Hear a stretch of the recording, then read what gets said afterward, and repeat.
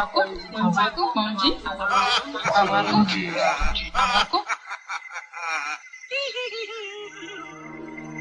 s'interroge sur le pourquoi des choses. Il ne comprend pas pourquoi Dieu si miséricordieux permet-il aux mangeurs de la viande de lui d'accomplir son œuvre cannibalisme. Et Dieu se fit homme pour réclamer et compris les hommes. Et le Verbe se fit chair. Sixième sens, l'essence de tous les sens.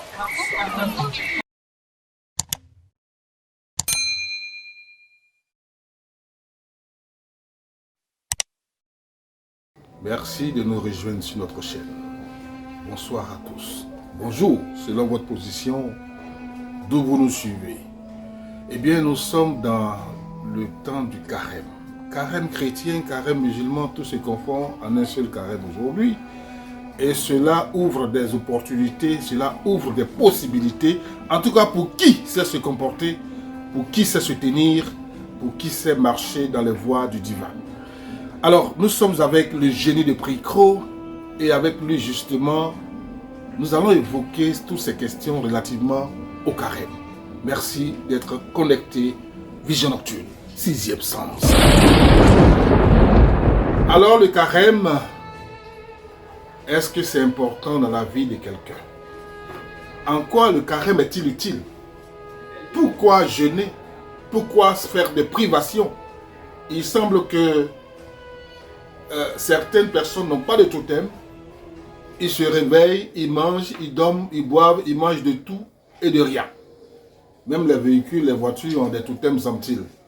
Celui qui consomme, le véhicule consomme le diesel, ne consomme pas l'essence. Donc il y a quand même des limites à toute chose. Génie de Pricro, bonjour. Bonjour, monsieur Franck Bagné. Nous parlons du carême et vous disiez tantôt que il y a des comportements à tenir pour être saint, pour avoir les faveurs de Dieu. Explication. Merci. Parce que si on parle de carême, dans une année, on fait le carême là une fois.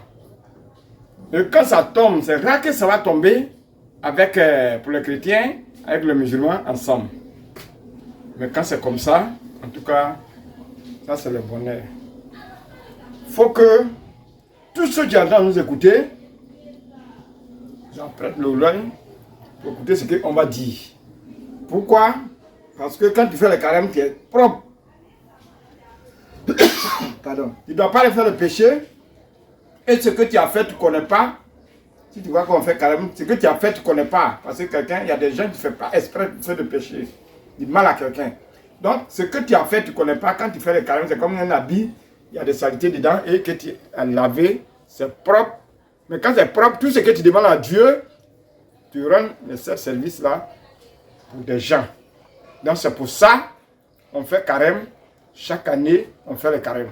Pour se nettoyer le côté mauvais, puis on demande Dieu tout ce qu'on a fait. Nous-mêmes qui faisons le travail, tout ce qu'on a fait, et ce n'est qu'à reçu, tout. Ce n'est qu'à reçu. Mais si on a fait mauvais chose, tout ça, ce n'est qu'à passer. Bon, moi je vais poser une question, toute simple. Parce que voyez-vous, carême chrétien, musulman, c'est venu avec la religion. Mais avant que la religion arrive, nos ancêtres là, tes arrière, grands-parents, qui ont commencé ce travail avec toi, enfin, que tu suis justement, c'est quoi le carême? Qu'est-ce qu'ils font pour obtenir toutes ces faveurs de Dieu? Tu fais le travail là, tu as demandé, c'est bien. Il y a des moments, quand tu fais le travail comme ça, il dit, il ne sort pas. Il est dedans là-bas. Il peut faire souvent, il peut faire une semaine. Une semaine qu'il ne fait pas, il ne sort pas là. Alors, il fait quoi? Il gêne. Mais comme on ne dit pas publiquement qu'il est dedans là-bas, il est en train de gêner, il fait le travail et puis souvent il ne mange pas, il ne boit pas l'eau, il est dedans.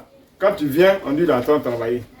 Il est occupé, il est en train de travailler. Et il y a des moments, il ne fait pas de rapport avec ses femmes. Tu vois pas, les gens qui font le médicament, souvent ils ont leur maison à côté et il y a des moments ils dorment là-bas. Ils peuvent faire une semaine ou bien 15 jours Quand le travail est chaud, et puis il est là-bas, il dort là-bas, il ne sort pas au dehors, même dans la journée, il est dedans. Donc quand il est dedans, il fait quoi? C'est le travail avec hygiène. Il est en train de gêner. Donc quand c'est comme ça, tout ce qu'il demande, en tout cas, l'opportunité, pour demander toutes les choses. Et puis le Dieu accorde le service pour des gens qui demandent, bon, tout ça, ce n'est pas reçu, ça là, ce n'est pas reçu, ça là, ce n'est pas reçu. En tout cas. Donc ça veut dire en clair qu'un être humain normal ne peut pas vivre sans respecter certaines limites, certaines règles. Se lever, grandir, manger, dormir. C'est-à-dire, tu vis dans la vie, il y a des règles à respecter qui sont aussi comme des épreuves, des contraintes sur soi. Alors, bien entendu, cela nous amène à nous poser la question, que arrive-t-il à quelqu'un qui ne respecte pas tout ça? C'est-à-dire que lui, 24 heures sur 24, 7 jours sur 7, comment on appelle ça, 12 mois sur 12 mois, toute l'année, lui, il mange, il dort, il boit, il se repose, il va au travail, il fait pareil, mais il ne se sacrifie pas. Il vit sans sacrifice. Qu'est-ce que ça vous dit?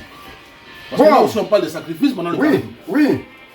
Il n'y a pas quelqu'un qui est sur la terre et puis il va s'arrêter et dire que moi, je suis là, ma mère, qui n'a jamais fait un sacrifice de ma vie. S'il dit ça, c'est qu'il s'entend vous tromper. Parce que le sacrifice, ce qu'on dit, c'est ça, il dit toujours, mes frères, mes pères, mes mamans, mes amis, que quelqu'un qui vous arrête devant vous, même quel que soit un prêtre, lui-même, un pasteur qui dit, moi, je ne fais pas les sacrifices, quelqu'un qui dit ça, il vous a menti. Parce que le sacrifice qu'on dit, ça c'est le nom en français. Qui dit ne jamais faire un don, il n'a jamais donné l'argent à quelqu'un pour dire que, mon frère, voilà, tu as un problème, tiens, il faut aller manger. Ou bien, tiens, il faut faire ça. Qui peut se lever sa main pour dire qu'il n'a jamais fait cadeau à quelqu'un? Ça, c'est Sraka. Tout ça, c'est sacrifice. Sraka. C'est Sraka. Ça, c'est Sraka. Donc, quelqu'un qui va s'arrêter pour dire que moi, il n'a jamais fait sacrifice, il n'a jamais fait sacrifice, il ment. Je suivais ma mère, il dit, il ment. Il n'a qu'à m'appeler, il me dit que moi, il n'a jamais fait sacrifice. Je vais te dire, tu as fait sacrifice. Mais c'est quoi l'importance de ça? Parce que quand tu donnes l'argent à quelqu'un, ou bien quand tu donnes à manger à quelqu'un, ça te grandit et ça t'avance. Parce que tu ne veux pas laisser dedans là-bas, tu as eu l'argent, tu te caches pour manger. Quand quelqu'un ouvre la porte, ou bien quand il frappe la porte, ma frère, il faut cacher manger là. Tu ne peux pas faire ça comme ça.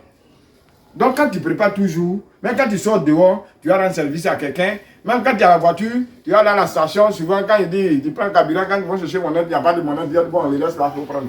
Ça fait quoi? Tout ça là, c'est un sacrifice. C'est important dans la vie. C'est important dans la vie.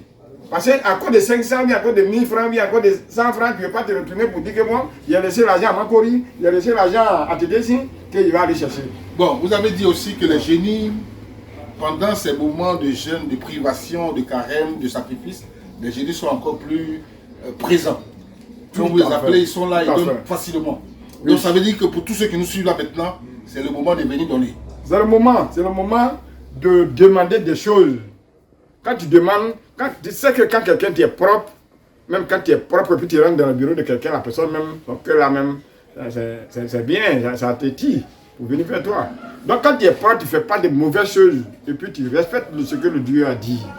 Tout ce que tu vas demander, en tout cas, ça va reçu. Donc c'est le moment de faire le travail qui sont chauds, du travail qui sont importants. Donc ça c'est le carême, le temps de carême là, c'est le moment de faire un truc comme ça. Donc tous ceux qui vont nous écouter, ils peuvent venir faire leur travail. Sauf aussi on a fait leur travail, ce n'est pas encore reçu, au moment de carême là, ils peuvent venir demander pour qu'on a bissé. C'est pas parce qu'ils vont demander qu'on va prendre l'argent encore. Ils peuvent venir demander, ah moi il a fait pour moi, ce n'est pas reçu. Donc moi je sais ce que j'ai fait, et puis ça va avancer.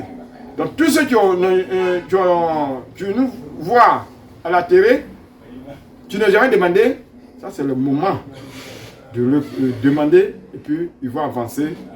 Même s'il y a des sacrifices, s'il n'y a pas de sacrifice, on peut faire le travail pour que ça n'a qu'à marcher. Parce que c'est le moment, nous-mêmes on est propre, et puis tout le génie vient vers à côté de nous. Vous allez donner vos contacts pour terminer. Donc je suis sur le 07 78 93 90. Sur le 05 87 57 59. Merci mesdames et messieurs de nous avoir suivis. Nous étions avec le génie de Pricro. Avec lui, nous avons parlé de carême, du comportement à tenir pour pouvoir véritablement recevoir les faveurs divines. Merci et bonsoir. Merci, M. Ibrahim Bangui.